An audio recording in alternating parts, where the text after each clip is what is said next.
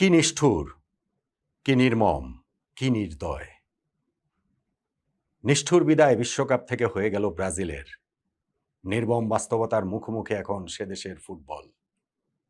নির্দয় দুটো কথা এই সময় আমি বলে যাই বাংলাদেশের ব্রাজিলিয়ান ফুটবল সমর্থকদের জন্য।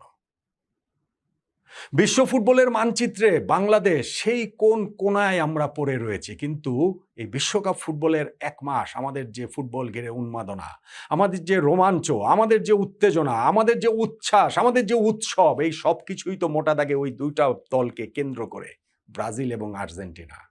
সেই ব্রাজিলের বিদায় হয়ে গেল। ব্রাজিলের সমর্থকদের জন্য কি ভীষণ কঠিন একটা সময়।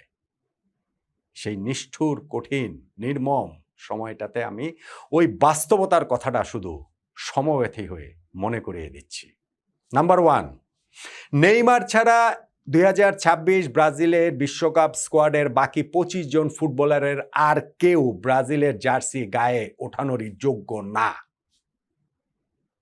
হ্যাঁ, এখনকার সময়ে তারাই ব্রাজিলের সেরা খেলোয়াড়, কিন্তু আমি বলছি সেই ব্রাজিলের কথা যেই ব্রাজিলকে সবাই ভালোবাসে। আমি বলছি সেই ব্রাজিলের কথা যেই ব্রাজিলের ফুটবল প্রেমে পুরো বিশ্ব বুঁদ হয়ে থাকে।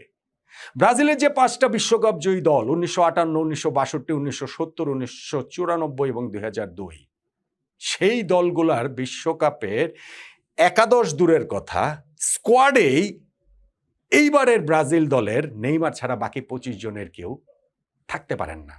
সেই যোগ্যতাই তাদের নাই। ব্রাজিলের জার্সির ওজন বহন করার সামর্থ্যই আসলে তাদের নাই। এবং নাম্বার 2,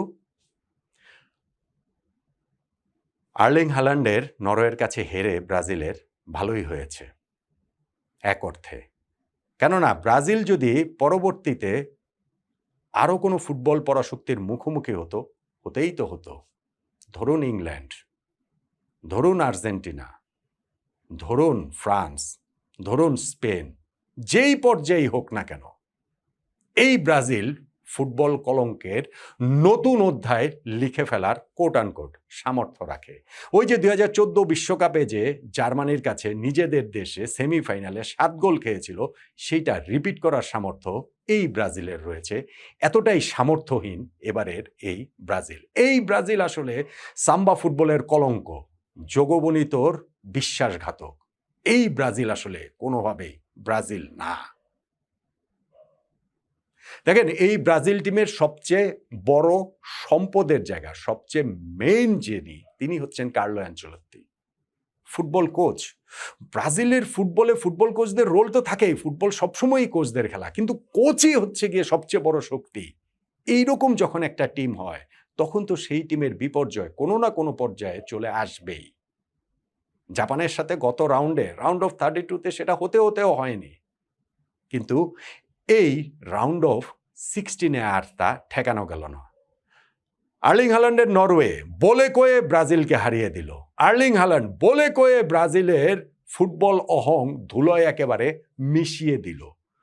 ব্রাজিলকে 2-0 গোলে যখন তারা লিড করছিল, এরপরে শেষ দিকে গিয়ে যেইভাবে ওই শোবোটিং করছিল, যেভাবে খেলা দেখাচ্ছিল আর কি নরওয়ে, এইটা ব্রাজিলের ফুটবলের জন্য অনেক অনেক অনেক বড় অপমানসূচক, যদি সেই অপমানটা ব্রাজিলের গায়ে লাগে আর কি।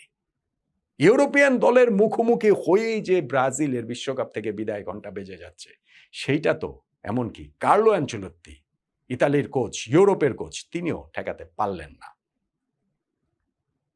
ব্রাজিলের এই দলটার কথা বলছিলাম, আমাকে বলেন যে কোন পজিশনের কোন ফুটবলার ব্রাজিলের সেই সর্বকালের সেরা দলগুলোতে থাকার যোগ্য। ক্লাব ফুটবলে তারা দাপিয়ে বেড়ান, তাদের ট্রান্সফার ফি অনেক হয়ে যায়, তাদের ওই যে বেঞ্চের মূল্য এত এত কোটি কোটি টাকা, সেই সব লেখা হয়। এইগুলো শুধুমাত্র সেই ঐতিহ্যকে একটুখানি নাটচার করা, সেইটাকে শুধুমাত্র উস্কে দেওয়া। মিডিয়ারও এই জায়গাটাতে হচ্ছে গিয়ে সেই ব্রাজিলের ফুটবল তাদেরকে হচ্ছে গিয়ে এক পাশে রেখে, একদম আকাশে রেখে, চূড়ায় রেখে একটুখানি উস্কে দেয়া, এর চেয়ে বেশি কিছু না। আলিসন ব্রাজিলের গোলকিপার, গত 5-7-10 বছরে এই বিশ্ব ফুটবলের সেরা কিপারদের মধ্যে টপ 3-র মধ্যে তাকে রাখা হবে।